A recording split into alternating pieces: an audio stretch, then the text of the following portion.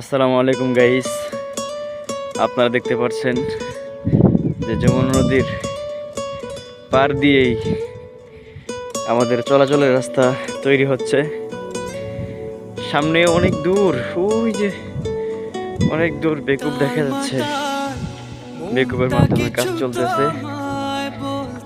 তো এই যে নিচ থেকে এখানে সাইড থেকে মাটি উঠানো হয়েছে, মাটি উঠিয়ে কাজ চলতেছে।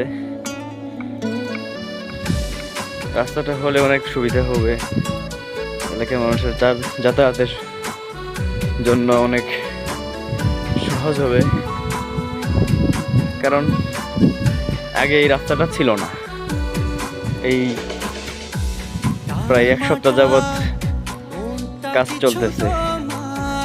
সকলেই দোয়া করবেন যাতে কাজটা সুন্দরভাবে সম্পন্ন হয়।